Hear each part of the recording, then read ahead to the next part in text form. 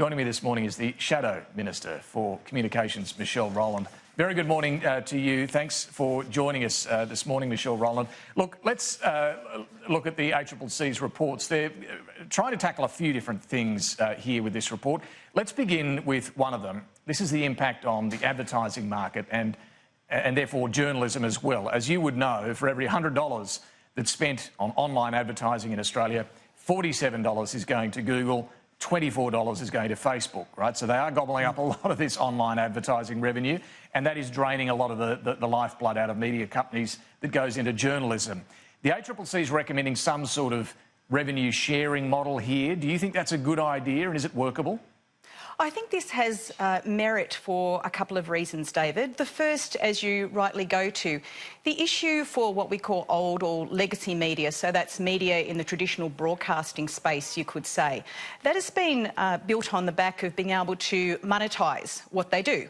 And clearly, if you're not able to monetise sufficiently to promote things like public interest journalism and the basic content that you need in order to conduct your affairs, and that's a huge issue.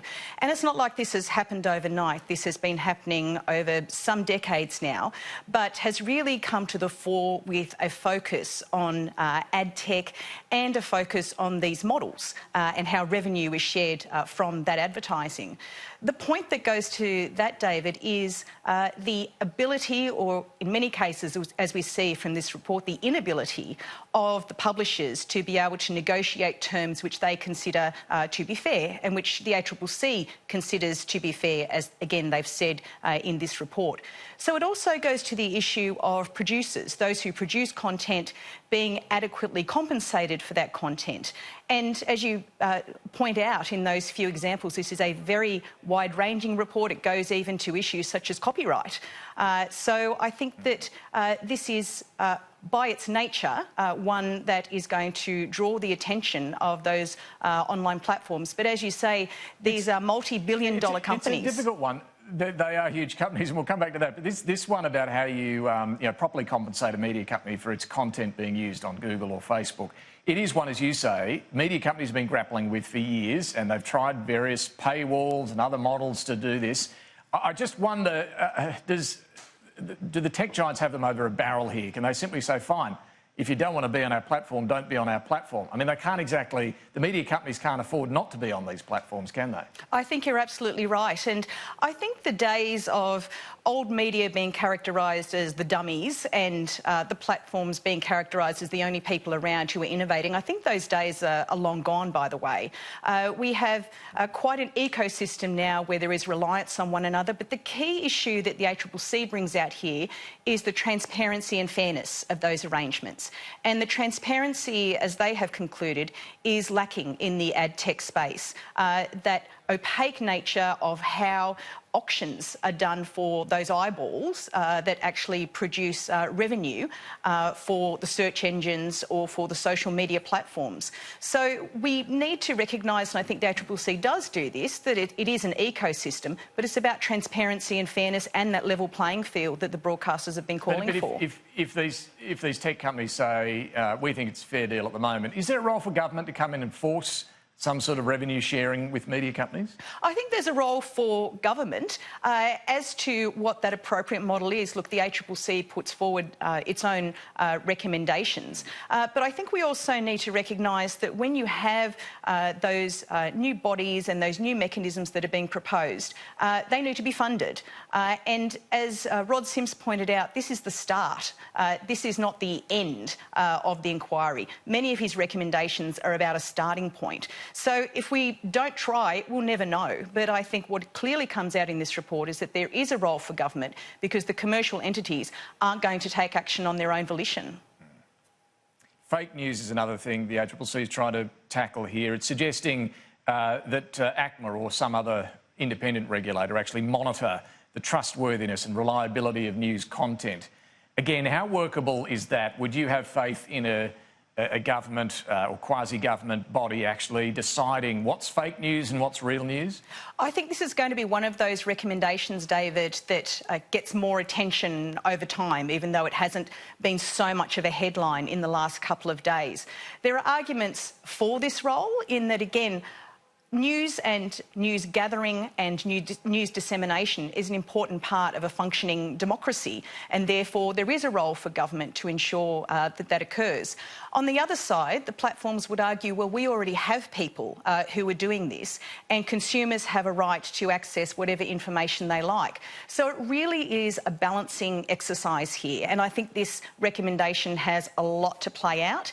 And again, this will depend... So where would you come down on this? Where would you come down on the idea of some government body actually getting in there and saying this is fake news? I think we need to, whilst instinctively we would be anti-fake news, I think that you would need to exercise caution in how that is done. You don't want anyone coming along, a regulator, for example, who is censoring what actually goes out to people, because the whole idea of the internet, as we know, is that there's freedom of information and democratisation on that platform. So you'd want to exercise... Facebook and Google to do this themselves? The ACCC clearly does not in many aspects. And again, I think you would need to question whether Australian consumers at large would trust them to do that, particularly considering the privacy breaches. Personally, I don't. But that is my personal view. I think that, again, the very fact that these organisations are there to make a profit, the profit motivation is the primary driver.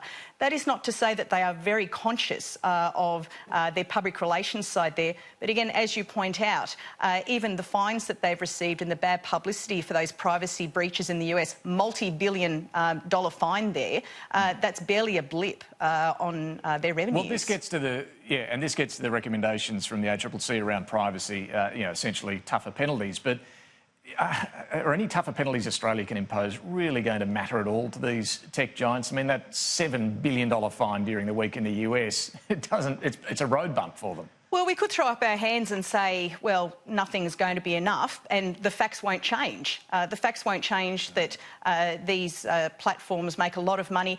The facts won't change that even though, as I said, I don't know that they can be trusted to do this work on their own, I'm still going to use them, as are so many Australian consumers.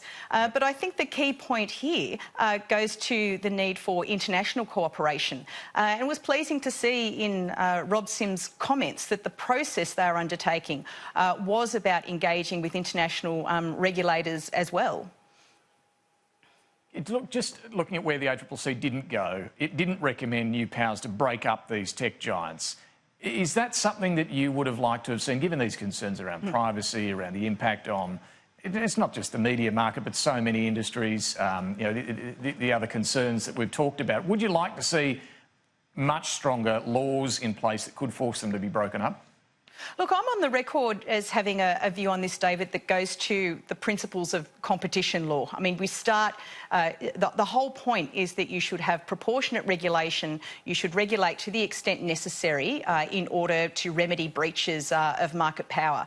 And divestiture is at one very extreme end. And I think we need to be aware that the laws around this in Australia and as opposed to antitrust in the US, for example, are two very different things.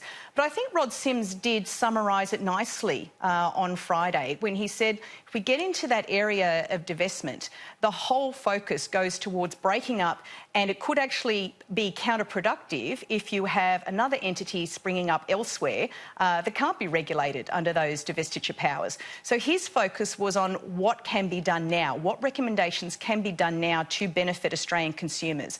I do think that that is the right and proportionate approach, and I do think that we need to recognise that antitrust law and divestiture in Australia is quite different from what it is in many other countries. All right, so no need for a big stick divestment power on the tech giants from your perspective. But the point is, David, we need to see where this goes. You need to see how those laws operate. And on tax, look, you touched on international cooperation, and I know there is international progress towards a better tax regime for the tech giants. You would have seen, though, France is imposing a 3% tax on the revenue of Google, Facebook, Amazon, Apple.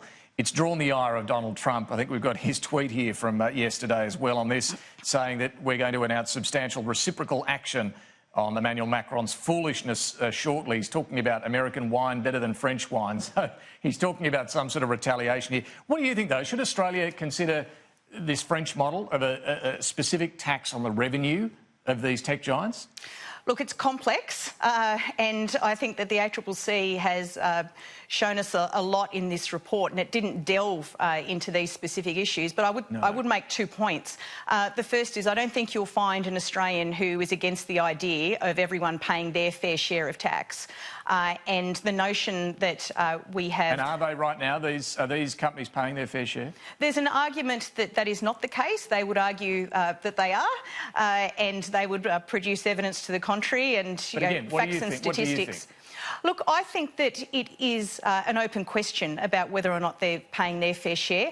I don't have evidence before me that says that one way or another, but I think it's very clear, again, as you point out from the start, these are enormous multinational companies who are making substantial profits from Australian consumers. I think it's right to expect that their contribution to Australia should be commensurate and should reflect the value that they're getting from Australian consumers, particularly, as you say, data is a commodity here, and consumers have a right to be concerned about how their data is making everyone else wealthy except themselves. Let me ask you on press freedom, Michelle Rowland. The Senate, during the week, voted to set up a Senate inquiry into the issues of press freedom. This on top of the inquiry that's already been set up from the, or will commence from the Parliamentary Joint Standing Committee on Intelligence and Security. Why do we need 2 inquiries? I think Labor, from the start, has always argued that the PJCIS would be the wrong forum for this. Clearly, we didn't have the numbers to prevent that happening, and the government pushed on with that. And even Anthony Byrne, a very respected Deputy Chair of the PJCIS, thought that that was the wrong forum for it, that the focus would be on securitisation issues. What we need to have is the Parliament giving recognition that these are important issues that go to our democracy. So I believe they are going to be looking at 2 different aspects in that regard. I do think it's important that we examine the ways in which these powers are being used. There are many unanswered questions still around those police raids and raids that did not happen where there were leaks of confidential information. I mean, all of these things seem to come down to a question of how you balance, and the media has to do this and does this pretty well, I would argue, bringing to attention matters of public importance while also protecting matters that are genuinely national security matters. Is there a need to put down in law, put down in writing, what is and isn't required to be protected? If it's putting lives at risk, don't report it. If it's simply embarrassing to the government, go for your life. Does that need to be legislated? Look, I take your point that that sounds like one way to have it very clearly set out what is and is not covered. But I think even for that, David, you're going to have instances where it's not clear, even though you might think that those guidelines are clear, they are not. There are guidelines for the AFP, for example, when raids are conducted. And again, I think that the inquiry that is on foot should go to whether or not those guidelines were followed. And indeed, if they weren't, then why not?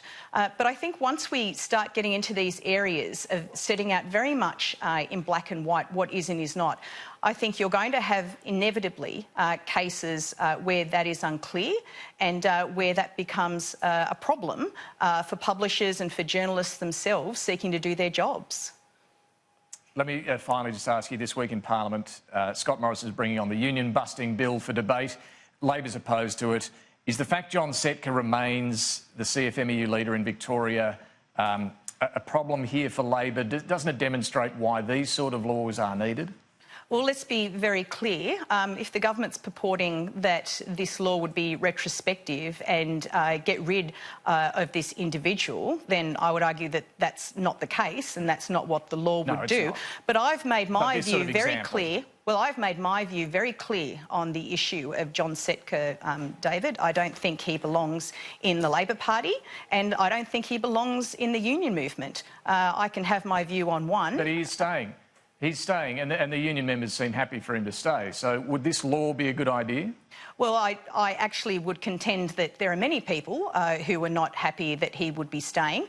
But let's be clear about what this law is. This law reflects the Liberals' hatred of unions more than anything else. All right, Michelle Rowland, we'll have to leave it there. Thanks very much for joining us this morning. Appreciate that. Pleasure.